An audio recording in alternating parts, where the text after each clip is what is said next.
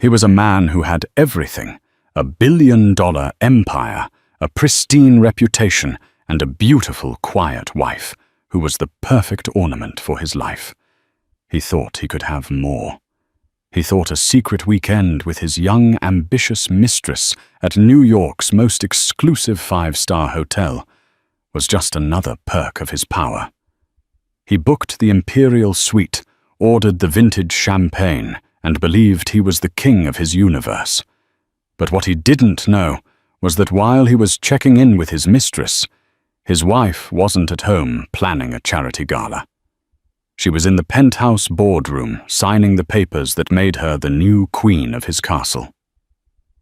This is the story of how a man's secret getaway became his public downfall.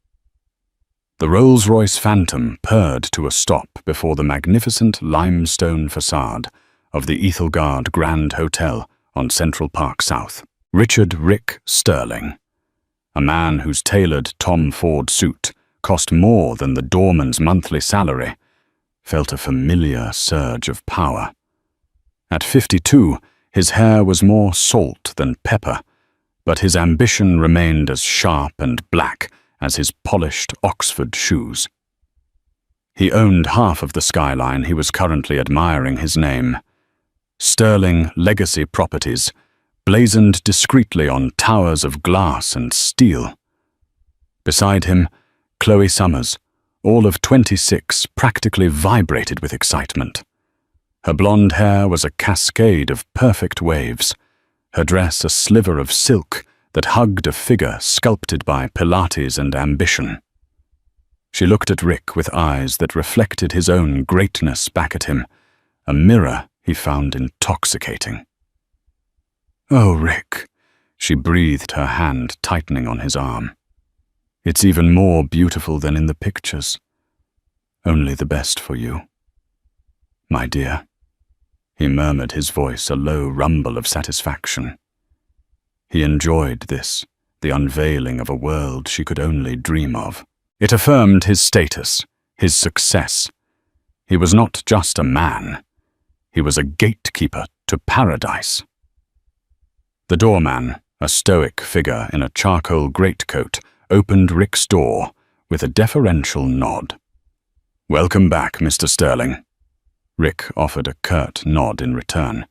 He was a regular, though usually for business lunches, at the hotel's 3 Michelin-star restaurant brilliance.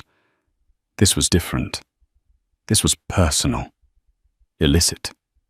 He felt a thrill, a dangerous spark, that his placid, predictable life with his wife Eleanor had long since extinguished. Eleanor. The thought of her was a fleeting shadow. He'd left her that morning in their sprawling Greenwich, Connecticut estate. She was arranging flowers, a serene and elegant figure in a cashmere sweater set. She was perfect, a Vance heiress, beautiful, poised, the ideal corporate wife. She ran their charities, hosted his dinners, and never, ever questioned him. Her predictability was both a comfort and a care. He'd told her he had an urgent last-minute board meeting in the city that would run through the weekend.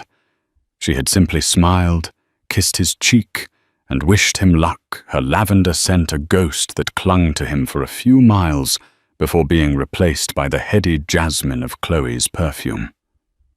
Inside the lobby of the Ethelgard was a cathedral of wealth, a soaring coffered ceiling dripped with colossal baccarat chandeliers. The air was thick with the scent of fresh lilies and old money. Marble floors gleamed, and the hushed whispers of the elite echoed softly.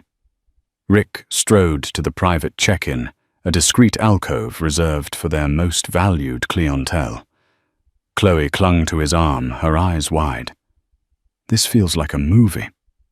"This is real life, Chloe. My life," he corrected, gently patting her hand. "And soon yours." He had made her promises, of course, vague allusions to a future, a life beyond stolen weekends. He had no concrete plans to leave Eleanor. Divorce was messy, expensive, and terrible for the brand. But Chloe was a vital distraction, a validation of his youth and virility in a world where younger, hungrier sharks were always circling. The concierge, a woman with a practiced, warm smile, greeted them. "Mr. Sterling, a pleasure. We have the Imperial Suite prepared for you. Everything is in order." "Excellent, Maria. You'll be sending up the hall. 82 Mistress." "It is already chilling, sir." As they were handed their keycard, a heavy gold-plated square, a man in a dark suit approached the concierge. He looked flustered, his eyes darting around the lobby. Rick recognized him vaguely as a junior manager.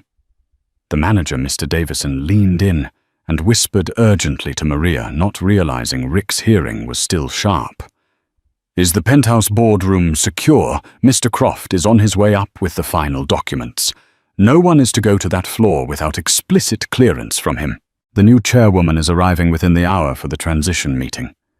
Maria nodded, her professional calm unwavering. "Of course, Mr. Davison. All is under control." Rick's brow furrowed slightly. The Ethel Guard was part of the Vance Sovereign Hospitality Group. He knew old Marcus Vance, its legendary and notoriously ruthless founder, had passed away about 6 months ago. The industry papers were buzzing about a potential hostile takeover by a rival conglomerate. He made a mental note to have his analyst look into it. There might be an opportunity there. But the thought was fleeting. He turned his attention back to Chloe, guiding her toward the private elevators. As the polished brass doors slid shut, enclosing them in their own private world, he leaned in and kissed her, the taste of her lipstick, a sweet promise of the weekend to come. The Imperial Suite was breathtaking. It was less a hotel room and more a palatial apartment with panoramic views of Central Park. A grand piano stood in one corner, a fully stocked bar in another. A bottle of Mistress was nestled in a silver bucket, next to 2 crystal glasses, and a decadent spread of charcuterie cheeses and fruits was laid out on the coffee table. Chloe gasped, spinning around in the center of the living room. "Rick, I'm speechless."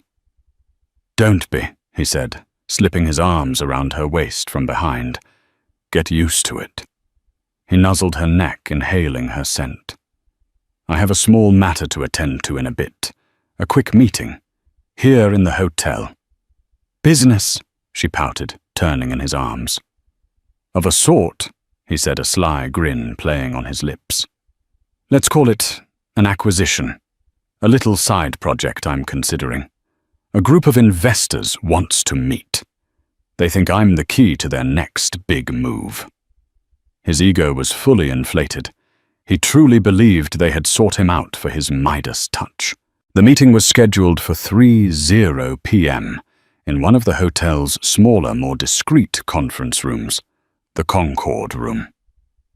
He'd been approached by a law firm, Croft and Associates, representing an anonymous consortium of investors who he was told held a controlling interest in the Vance Sovereign Hospitality Group. They were looking for a powerful partner, a titan of industry, to join their new board and help steer the company into the future. They had flattered him, appealed to his vanity, and he had taken the bait. The prospect of having a stake in the very hotel chain founded by his father-in-law was a delicious irony he couldn't resist. He checked his Patek Philippe watch. 2:45 p.m. Time to get ready. "You enjoy the champagne," he told Chloe, kissing her forehead.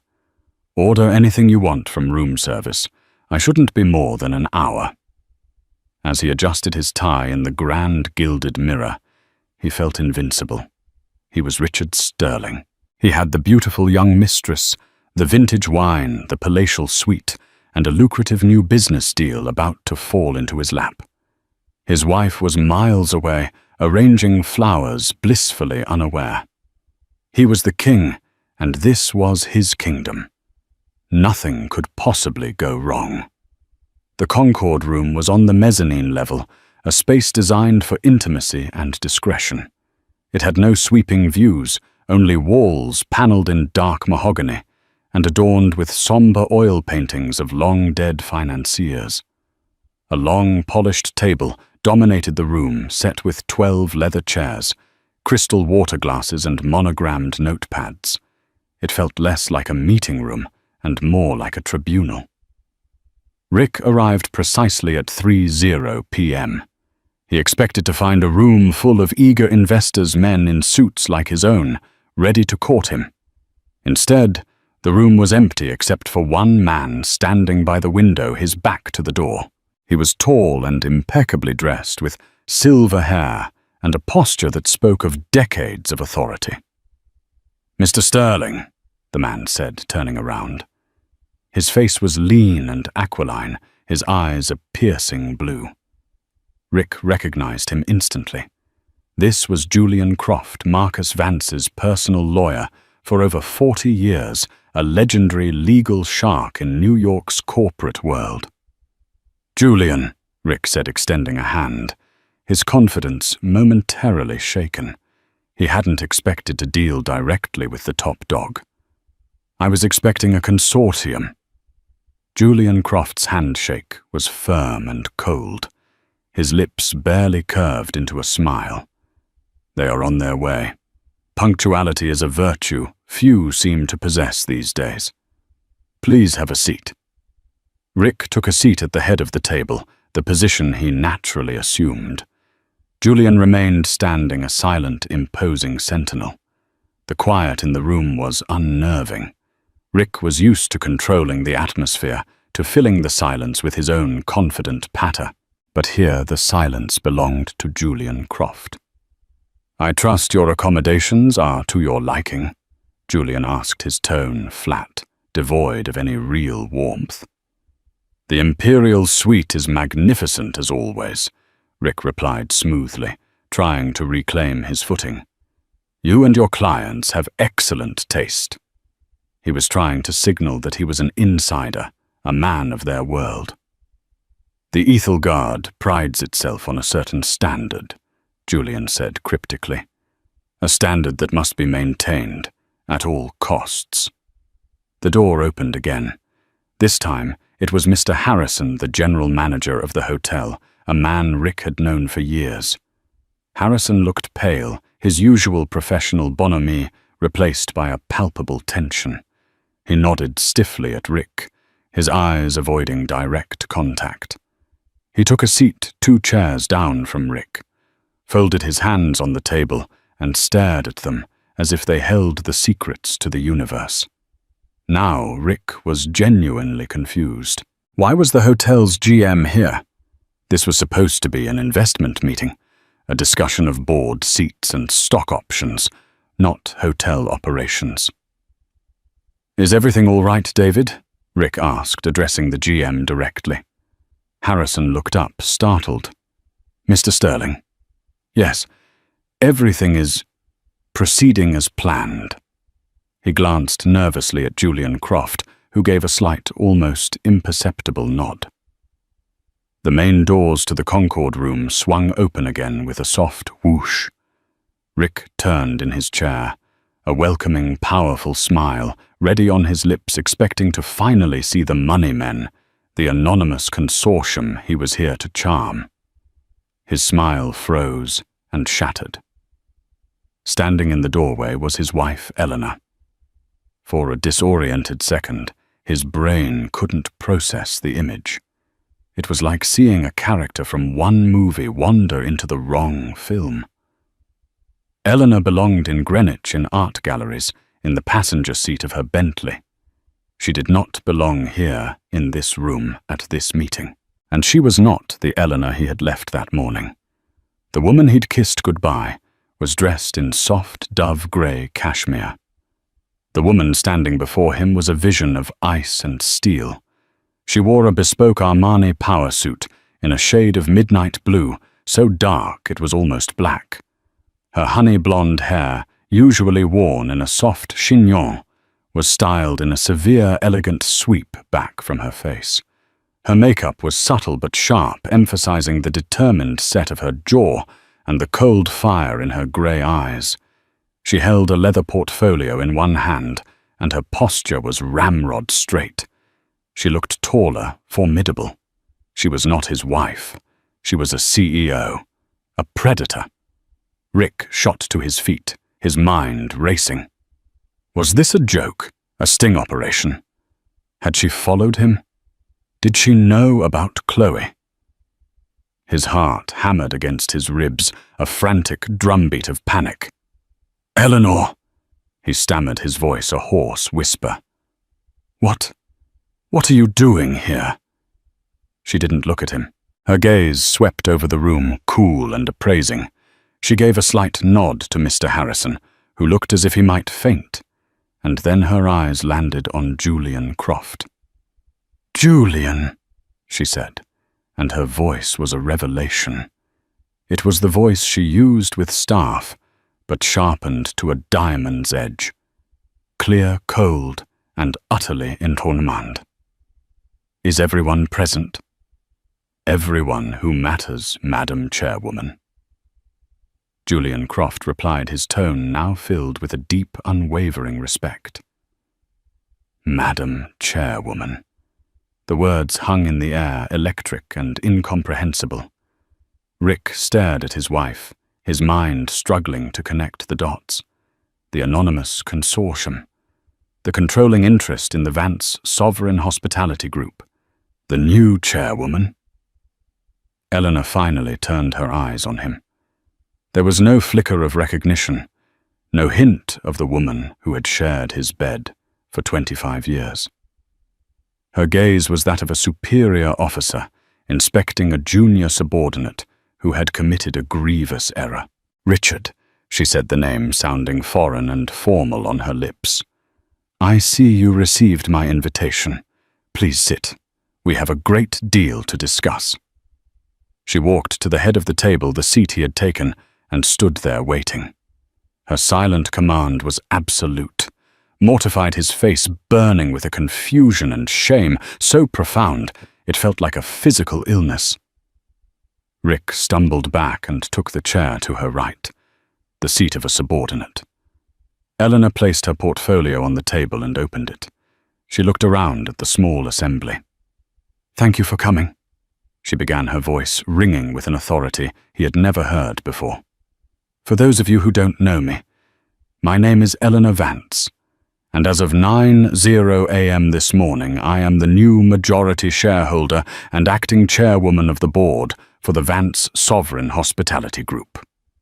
Rick felt the blood drain from his face. Eleanor Vance. She hadn't used her maiden name professionally since the day they were married. It was a name he had absorbed into his own, a footnote in the story of sterling legacy properties. But he was wrong. He was so terribly, catastrophically wrong. The footnote, it turned out, was the real headline, and he was just the fine print. The silence that followed Eleanor's declaration was so absolute that Rick could hear the frantic thumping of his own pulse in his ears. It was a roaring, panicked sound that drowned out everything else. He stared at his wife, this stranger in an Armani suit, and his world tilted on its axis. Every certainty he had built his life upon his power, his control, his understanding of his own marriage, crumbled into dust. "Chairwoman." He finally managed to croak the word, feeling like sandpaper in his throat. "Eleanor, what is this? Is this some kind of elaborate joke?" Eleanor didn't even grant him a direct glance. She addressed her next words to Julian Croft, her voice as crisp as a starched collar. "Julian, perhaps you could clarify the situation for my husband. He seems to be under some misapprehension."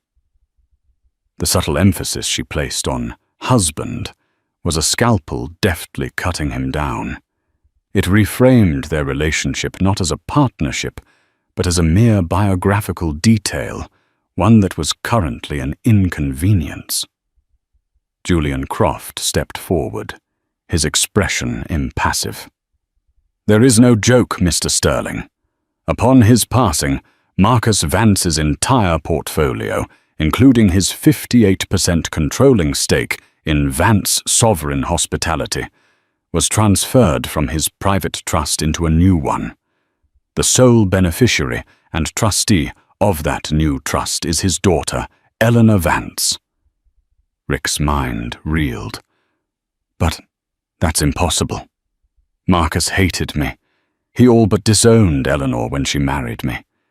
His will was public knowledge. He left his fortune to a foundation for stray cats. It was true. The old man, a titan of industry, as ruthless as he was eccentric, had made his disapproval of Rick painfully clear. He saw Rick as a flashy upstart, a real estate developer who built glass boxes, while he, Marcus Vance, built legacies of stone and velvet. The public reading of his will had been a final posthumous insult, leaving his vast empire to the Marcus Vance Foundation for Feline Welfare, a move that had been ridiculed and celebrated in equal measure across the financial world. A faint, chilling smile touched Eleanor's lips for the first time. It was a victor's smile. My father was a complicated man, Richard. He enjoyed his theatre. The foundation was a smokescreen, a masterpiece of misdirection to keep vultures like you from circling what he truly valued. She paused, letting the insult land with surgical precision. He knew you would never see me as anything more than an accessory. He counted on it. He trusted that your arrogance would be the best shield for his true legacy. Her eyes finally locked with his, and the cold fury in them was terrifying. And he was right. Mr. Harrison, the general manager, cleared his throat nervously. Madam Chairwoman, the regional executives are waiting on a secure line for your introductory address. Thank you, David, Eleanor said, her attention shifting effortlessly to business. Patch them through to the conference screen in 5 minutes, and have a pot of Darjeeling tea brought to me. No sugar. She then looked back at Julian. Was there any other preliminary business? Just one item, Julian said, opening his own briefcase. He slid a single thick document across the polished table towards Rick. Per the instructions of the new chairwoman, we have conducted a preliminary review of all potential third-party partnerships. This includes the proposal submitted by Sterling Legacy Properties. Rick stared at the document. It was his own proposal, the one he had been so confident about, the one he thought he was here to discuss as a prospective partner.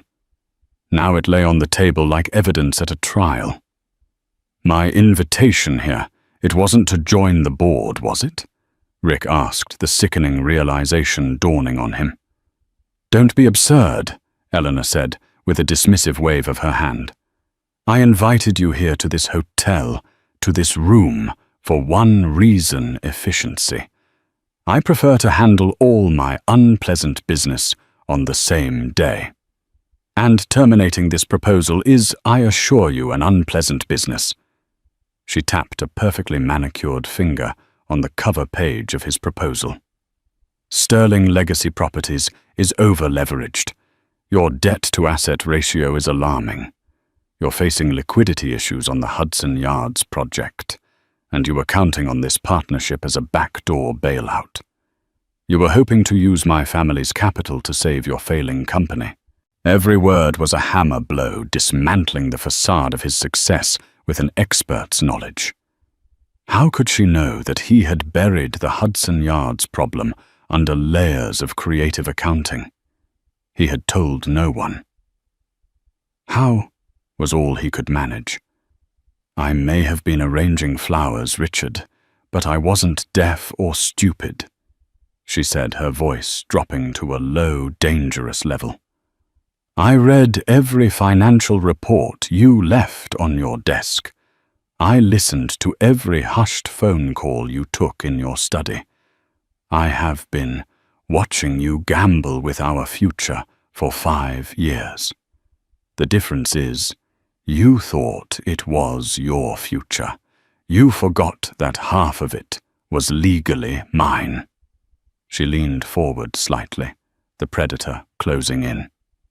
"And as for the Vance legacy that was never yours to even touch, my father may not have approved of my choice of husband, but he never stopped believing I was his daughter. He spent the last 10 years of his life secretly teaching me everything he knew. Every Thursday afternoon when you were at your Rotary Club lunch, or perhaps with your latest intern, I was in a downtown office with him and a team of forensic accountants learning how to spot a charlatan like you from a mile away. The revelation was staggering. Her quiet life, her garden clubs, her charity work. It had all been a cover. A long, patient, brilliantly executed deception. She hadn't been a quiet wife. She had been a queen in exile biding her time. His thoughts suddenly flashed to Chloe upstairs in the imperial suite, drinking vintage wine, waiting for him. The absurdity, the sheer pathetic cliché of it all hit him with the force of a physical blow. He had been playing checkers while his wife was mastering three-dimensional chess. "So let's be clear," Eleanor continued, her voice rising again to its commanding boardroom tone. "The Vance Sovereign Hospitality Group is not interested in a partnership with Sterling Legacy Properties. In fact, we consider your company's current financial instability to be a potential threat to the market. Consider this your official notice." She stood up, the meeting for her clearly concluded.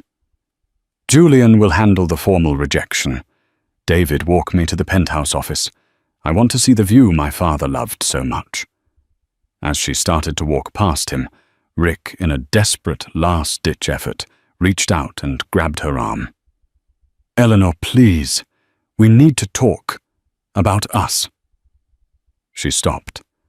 Slowly, she looked down at his hand on her arm with an expression of profound disgust, as if he were something she'd scraped off her shoe. She didn't pull away. She simply waited. "Take your hand off me, Richard," she said, her voice soft but laced with venom. "You are in my hotel, in my boardroom, and you are wasting my time. The conversation about us was over the moment you signed the hotel register with a woman named Chloe Summers." She knew. Of course she knew. She knew everything. He snatched his hand back as if he'd been burned. Eleanor straightened her sleeve, and without a backward glance swept out of the room, leaving behind a silence thick with the ashes of a man's life. Rick Sterling, the titan of industry, sank back into his chair, utterly and completely defeated. The king had been checkmated by the queen he never even knew was in the game. The penthouse office of the Ethelgard Grand was Marcus Vance's sanctuary. It was a world away from the mahogany and leather of the downstairs meeting rooms. The space was modern minimalist, with floor-to-ceiling windows that offered a godlike 180-degree view of Central Park. It was a room that declared without speaking a word that its occupant was above the fray, observing the world from a position of unassailable power. Eleanor walked to the center of the room and stood before the vast expanse of glass, her reflection a stark silhouette against the sprawling green of the park and the glittering city beyond. For the first time since she had entered the Concord room, the iron mask of control slipped just for a moment. A deep, shuddering breath escaped her lips. She closed her eyes, and a single tear traced a path down her cheek. Julian Croft entered the office behind her, closing the door softly. He approached not as a lawyer, but as the old family friend he was. "He taught you well, Marcus," Julian said quietly, standing a respectful distance away. "He would have been immensely proud of you today." Eleanor wiped the tear away with an angry, swift motion. "He would have been furious I let it go on this long," she countered, her voice thick with emotion. "He would have called me a fool for wasting 25 years on a man who saw me as nothing more than a well-bred broodmare." "He would have called you patient," Julian corrected gently. Marcus understood the long game better than anyone. He knew that revenge is a dish best served cold, but power is a legacy best built slowly and in secret. He didn't want you to be a mere heiress, Eleanor. He wanted you to be a ruler, and rulers need to understand their terrain before they conquer it. The story of her secret apprenticeship was one of quiet rebellion and profound love. After her marriage to Rick, Marcus Vance had, as Rick believed, all but cut her off. The public arguments were legendary. The disinheritance was his final dramatic act of public disapproval. But it was all a ruse. The Thursday art history lectures she supposedly attended at the Met were in fact clandestine meetings with her father. In a nondescript office building on Wall Street, far from the prying eyes of society gossips and corporate Siebtum, Marcus Vance had downloaded his entire life's work into his daughter's mind. He brought in his most trusted allies, lawyers, like Julian forensic accountants and ruthless M&A specialists. They didn't teach her about hotel management in the traditional sense. They taught her about corporate warfare. They taught her how to read a balance sheet to find the lies hidden between the numbers. They taught her the art of the leveraged buyout, the poison pill defense, the proxy battle. They taught her how to dissect a man's ego and use it as a weapon against him.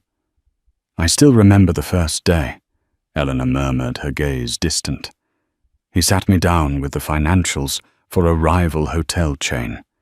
He said, forget the thread count of the sheets and the quality of the champagne. That's for managers. You are an owner. An owner only needs to know one thing: where is the weakness? For 10 years, she had lived a double life. In Greenwich, she was Mrs. Richard Sterling, the epitome of grace and domesticity. She planned charity galas, cultivated her award-winning roses, and played the part of the supportive, oblivious wife. But every Thursday, she would shed that skin and become Eleanor Vance, her father's protégée. Absorbing decades of wisdom, her mind becoming a fortress of corporate strategy. Her father's final illness had been swift and merciless. In his last lucid moments, he had made her promise 2 things. First, he had rasped his powerful voice, reduced to a fragile whisper. "Never sell. The Æthelgard is not a building. It is a symbol. It is the heart of our family." "I won't, Papa," she had promised, tears streaming down her face. "Second," he'd continued, his eyes fixing on her with a final burning intensity. "When the time comes, do not wound the snake. You cut off its head. Show him. Show all of them what a Vance is truly made of." After his death, Julian Croft had activated the plan they had meticulously crafted years before. The public will leaving everything to the Cat Foundation was executed with great fanfare. It was a brilliant piece of legal misdirection that was entirely legitimate, but told only a fraction of the story. The real assets, the controlling shares of Vance Sovereign Hospitality, were held in a series of offshore trusts and holding companies so complex they resembled a spider's web. The trigger for their consolidation and transfer to Eleanor was a single clause in the final trust document it would execute 6 months after his death on a date of her choosing. She had chosen today, August 27th, her 25th wedding anniversary. "The initial reports from the regional heads are in," Julian said, bringing her back to the present. He handed her a tablet. "The transition has been seamless. The board is consolidated. Your position is unassailable." Eleanor scrolled through the reports, her mind already shifting from the personal to the professional. The emotion was being packed away, locked in a vault. The chairwoman was taking over again. "What's the status on Sterling's financials?" she asked, her tone all business. "Just as you suspected," Julian confirmed. His Hudson Yards project is a black hole. He's been shuffling funds from his more stable commercial properties to cover the hemorrhaging losses, but he's running out of road. He secured a bridge loan from a private equity firm, Blackwood Capital, but the terms are predatory. He defaults in 90 days if he can't secure a major infusion of capital. Blackwood Capital, Eleanor mused. That's Alistair Finch's outfit, a shark who smells blood a mile away. She looked up from the tablet, a new, colder determination in her eyes. Alistair owes me a favour. My father's endorsement got his first fund off the ground. What are you thinking, Eleanor? Julian asked, though he already knew. He recognized the look in her eyes. It was the same look Marcus Vance used to get right before a hostile takeover. Richard came to my company for a bailout, she said. He won't get one. But a predator never leaves a wounded animal to die of natural causes. That's inefficient. She walked over to the massive rosewood desk that had been her father's and sat in the chair. It felt right. She looked out at the city, her city now, and a plan began to form, cold, calculated, and utterly devastating. Julian, she said, her voice dropping to the register of command. Get me Alistair Finch on the phone, and then I want you to start drawing up the paperwork. I'm not interested in a partnership with Sterling Legacy Properties. She paused, looking at the name on a gold-plated placard on the desk, Marcus Vance. I'm interested in an acquisition. Back in the Imperial Suite, the 82 Petrus sat half-finished on the coffee table, its luxurious promise now tasting like ash in Rick's mouth. The decadent spread of food was untouched. The magnificent view of Central Park, which had seemed like a testament to his power an hour ago, now felt like a cruel mockery. The city outside was oblivious, humming with life and commerce, while inside this gilded cage, his world had imploded. He paced the length of the suite, his Tom Ford jacket discarded on a chair, his tie loosened. He had replayed the scene in the Concord room 12 times in his head, each replay more humiliating than the last. Eleanor's cold eyes, her new commanding voice, the way she had used her maiden name like a weapon, Madam Chairwoman. The title echoed in his skull, a death knell for the life he knew. His first instinct was to call her to try and fix this. He pulled out his phone, his thumb hovering over her name, Eleanor. It seemed so inadequate now. He pressed the call button. It rang once, then went straight to voicemail. Her familiar, gentle voice greeted him. You've reached Eleanor. Please leave a message. It was the voice of the wife he thought he knew, a ghost, from a life that no longer existed. He hung up without leaving a message. What could he possibly say? He tried again this time, calling her private line at the house. The housekeeper answered. The Sterling residence. It's Richard, Martha. Is Eleanor there? He asked, his voice strained. No, Mr. Sterling. Mrs. Sterling left this morning. She said she'd be staying in the city for the foreseeable future. She left a package for you with security at the front gate. For the foreseeable future. The words were a slam of a door in his face. A package. He could only imagine what it contained. Divorce papers, probably. Or maybe just the keys to the Greenwich house, a clear signal that he was no longer welcome. Panic, cold and sharp, began to set in. This wasn't just about his marriage. His entire empire was on the line. Eleanor knew about Hudson Yards. She knew about his liquidity problems. Her statement, "We consider your company's current financial instability to be a potential threat to the market," was not just a rejection, it was a threat. If word of that got out, his lenders would panic. His credit lines would be frozen, and Blackwood Capital would descend upon him like a pack of wolves. He needed to get ahead of this. He dialed his CFO, Mark Renshaw. "Rick, I thought you were in meetings all weekend," Mark said, his voice casual. "Change of plans," Rick snapped. "Listen to me, and listen carefully. I want a complete lockdown on all our financials. No one, and I mean no one, talks to the press or any outside analysts. We need to project absolute stability. Put out a press release first thing Monday morning. Announce a new fictional expansion project. Something big. International. We need to look strong." There was a pause on the other end of the line. "Rick, what's going on? Is this about the Vance Group deal? I thought that was a sure thing." "The deal is dead," Rick gritted out. "And it's worse than that. The new chairwoman of Vance Sovereign it's Eleanor." Mark was silent for a full 10 seconds. "Eleanor, your Eleanor." "Yes, my Eleanor," Rick yelled, running a hand through his hair in frustration. "Just do what I said." Mark locked down complete radio silence. He hung up, his breathing ragged. He felt the walls of the suite closing in. He was trapped. It was then that the bedroom door opened. Chloe emerged, wrapped in a fluffy Ethelgard robe, a champagne flute in her hand. Her face was flushed, her eyes bright. She was still living in the movie, oblivious that the script had been torched. "Hey you," she said, her voice a seductive purr. "That was a long meeting. Did you buy the whole company?" Rick stared at her. At her youth, her naivete, her transactional affection. An hour ago she had been a symbol of his power and freedom.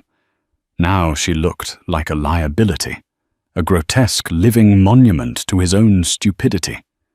The affair wasn't just an infidelity. It was a catastrophic business miscalculation. He had brought his own Trojan horse into the enemy's citadel.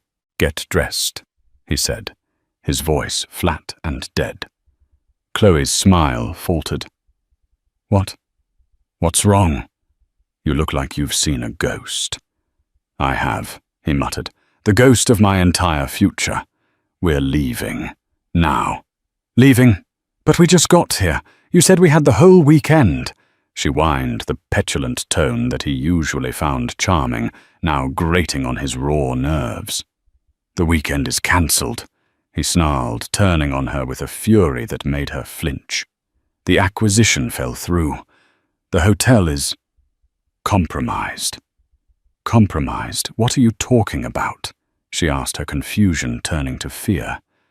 "Rick, you're scaring me." He didn't have the energy to explain the sheer magnitude of the disaster.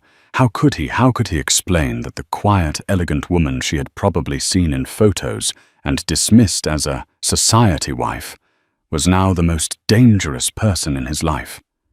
"Just pack your things, Chloe," he said, his voice heavy with defeat. "It's over." As Chloe scurried back into the bedroom, her fantasy weekend dissolving into a nightmare, Rick walked to the window. He looked down at the city below. The people looked like ants, all scurrying along their own paths, unaware of the Titan who was about to fall from the sky. He had built his name, his legacy, on being the smartest man in the room. He anticipated market shifts. He exploited his rivals' weaknesses. He was always 10 steps ahead. But he had lived for 25 years with a woman whose true identity he had never even bothered to investigate. He had underestimated her, ignored her, and in doing so had handed her the very sword she was now holding to his throat. The cracks in the Sterling Empire were no longer just financial. They were foundational. They ran right through his home, his marriage, and his own colossal ego. And as he stood there, watching the sun begin to dip below the horizon, he had the terrifying premonition that Eleanor was not just going to let him fall. She was going to push him. The ride back to Chloe's trendy but soulless apartment in Chelsea was a silent, suffocating affair. The comfortable luxury of the Rolls-Royce now felt like a tomb. Rick stared blankly out the window, his mind a maelstrom of panic and regret, while Chloe sat rigidly on the opposite side of the plush leather seat, smart enough to know that any attempt at conversation would be met with a volatile response. When the car pulled up outside her building, Rick didn't move. "I'll have your things sent over from Greenwich tomorrow," he said, his voice devoid of any emotion. It was a dismissal. Chloe's head snapped towards him, her eyes wide with disbelief and dawning fury. "That's it? You're just dumping me? After all this? After all your promises?" "The promises were based on a reality that no longer exists," he said coldly. "The game has changed, Chloe, and you're not a player." "I'm not a player," she scoffed, her voice rising. "I'm the reason you're in this mess. You brought me to her hotel, you idiot. You paraded me right in front of her. Don't you think I have some value in this? Don't you think she'd pay to know the details of your sordid little life?" It was a clumsy threat born of desperation, but it struck a nerve. He turned to look at her, his eyes narrowed. "Don't be a fool. You're an insect to her, a gnat. The affair is irrelevant now. This is business. You have nothing she wants." "I have you," she shot back, her voice cracking. "I have your secrets. I have a year's worth of your texts, your emails, your pathetic, lonely late-night calls. Do you really think your precious brand can survive that kind of scandal right now, on top of everything else?" He almost laughed. "My brand. My brand was just executed in a boardroom by my wife. What you have is kindling for a bonfire. It's meaningless. Now get out of the car." Tears of rage and humiliation streamed down Chloe's face. She had bet everything on this man, on this life. She had seen herself as the next Mrs. Sterling. Now she was being discarded like a piece of trash. Her ambition, curdling into pure spite, gave her a final, reckless idea. If the king wouldn't pay, maybe the queen would. She got out of the car without another word and slammed the door. As the Rolls-Royce pulled away, she took out her phone, her hands shaking. She didn't have Eleanor's number, but she was resourceful. A quick search brought up the main number for the Vance Sovereign Hospitality Group's corporate headquarters. 2 days later, Eleanor was in her father's, now her office, deep in a meeting with her new acquisitions team. They were mapping out the vulnerabilities of Sterling legacy properties, preparing for a corporate raid of breathtaking speed and precision. Her focus was absolute. Her assistant's voice came through the intercom. "Madam Chairwoman, I apologize for the interruption. There is a Miss Chloe Summers in the lobby. She insists on speaking with you. She claims it is a deeply personal matter." Eleanor's expression didn't change, but a flicker of something amusement, perhaps, or contempt passed through her eyes. The gnat had come to buzz at her window. "Thank you, Sarah," Eleanor said calmly. "Send her in." Her acquisitions team looked at her surprised. "Are you sure?" one of them asked. "Perfectly," Eleanor replied. "Let's take a 15-minute break. I believe this falls under the category of opposition research." Chloe was escorted into the cavernous office. She had clearly put a lot of thought into her appearance, opting not for a seductive dress, but for a sophisticated, albeit ill-fitting business-style outfit. She was trying to present herself as a serious person, an equal. The effect was that of a child playing dress-up. She clutched her designer handbag like a shield, her bravado from 2 days ago replaced by a visible nervousness, now that she was face-to-face with the Queen in her throne room. "Mrs. Sterling," Chloe began, her voice trying for a firmness it didn't possess. "I mean, Miss Vance." "You can call me Madam Chairwoman," Eleanor said, not unkindly, but with a tone that instantly established the immense gulf between them. She did not stand or offer a seat. She remained behind her vast desk, a symbol of untouchable authority. "You have 5 minutes. My time is valuable." Thrown off balance, Chloe rushed into her poorly conceived plan. "I'm here to discuss Richard. What he's done to both of us. He lied to me, just like he lied to you. I have information things you could use against him. In your divorce."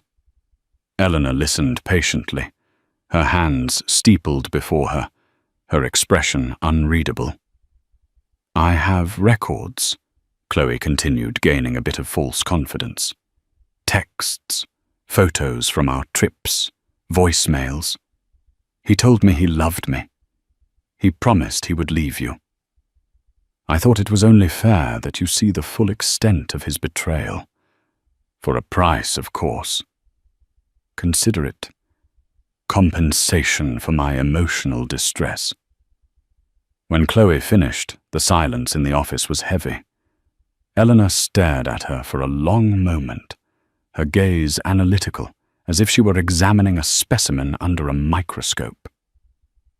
"Let me see if I understand this," Eleanor said finally, her voice soft but deadly.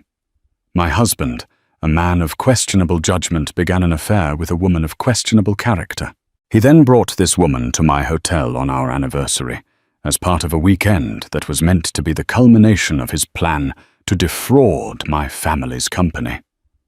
Now, having been discarded by him after his plan spectacularly failed, you have come to me, the woman you were sleeping with my husband behind my back, to sell me the sordid details of the affair." She paused, letting the pathetic summary hang in the air. "Have I missed anything?" Chloe's face turned pale. "When you put it like that, I can't imagine putting it any other way," Eleanor cut in sharply. "Let me explain something to you, Miss Summers, because you seem to be operating under a very flawed set of assumptions. You assume that you are a player in this drama, that your affair was the cause of my actions. You are mistaken." She stood up and walked to the window looking out over the park. "You are not the disease, Miss Summers. You are a symptom. You are a cliché. You are the kind of cheap, predictable, short-term gratification a man like my husband seeks when he is terrified of his own mediocrity. He didn't turn to you because he stopped loving me. He turned to you because he stopped respecting himself." She turned back to face Chloe, her eyes blazing with cold fire. "You think your texts and photos are a weapon. My weapon is a $9 billion hospitality empire and a team of the most ruthless corporate lawyers in New York. You are offering to sell me a pocket knife while I am preparing to launch a nuclear strike." She walked back to her desk and pressed the intercom button. "Sarah, please show Miss Summers out." Chloe was frozen in place, utterly humiliated. "But your 5 minutes are up," Eleanor said, sitting down and picking up a financial report, her attention already elsewhere. "I would advise you to find a new benefactor, Miss Summers, because the Sterling account is about to be permanently closed. Oh, and one more thing." She looked up one last time, her expression one of final, absolute dismissal. "If you or anyone associated with you ever attempts to contact me or my company again, I will instruct my legal team to destroy you. Not for the affair, I truly don't care, but for the sheer audacity of wasting my time. Is that clear?" Stunned into silence, Chloe could only nod. She turned and practically fled the office, the quiet click of the closing door sealing her complete and utter irrelevance. Eleanor did not watch her go. She was already back at work, dismantling her husband's empire one calculated move at a time. The gnat had been swatted. 30 days later, the final act played out in the main boardroom of the Vance Sovereign Hospitality Group. At the head of a monolithic black marble table sat Eleanor, flanked by her formidable board. At the far end, looking haggard and utterly defeated, was Richard Sterling. In the preceding month, his empire had crumbled. Strategic leaks orchestrated by Eleanor's team had caused his stock to plummet and lenders to panic. He was here as a last resort to beg. He made a weak, desperate plea for the Vance Group to acquire his company's debt and save him from ruin. The underlying assets are still valuable, he argued, his voice raspy. It's a temporary cash flow crisis. Eleanor listened with cold patience before nodding to her CFO. The woman delivered a brutal clinical assessment. The portfolio is a house of cards leveraged to the hilt. We project Sterling legacy properties will be insolvent within 6 weeks. Taking on their debt would be fiscally irresponsible. Eleanor's voice cut through the silence. The board has unanimously rejected your proposal. Rick slumped in his chair. So you'll just let me fall, he whispered. What you built, Eleanor corrected her voice sharp with personal history, was a mirage built on my family's name and my inheritance. You used my credibility as your collateral. She paused, letting the truth settle before delivering the coup de grace. However, we are prepared to make you an alternative offer. A flicker of hope ignited in Rick's eyes as Julian Croft slid a single document down the table. An LLC, Vance Strategic Holdings, offers to buy Sterling legacy properties in its entirety, Julian stated. They will assume all debts. The purchase price is $1. Rick stared at the paper, the words blurring. Vance Strategic Holdings. Eleanor's lips curved into a chilling smile. That would be me. A private fund I established last week. I am not interested in saving your company, Richard. I am interested in owning its carcass. I will absorb the viable assets and liquidate the rest. She stood, her authority absolute. You have 24 hours to accept. Otherwise, we let your creditors tear you apart. This is the only offer that lets you walk away without personal bankruptcy. She looked at him one last time, her voice a soft, final judgment. You always talked about your legacy. Congratulations, Richard. You are about to become a footnote in mine.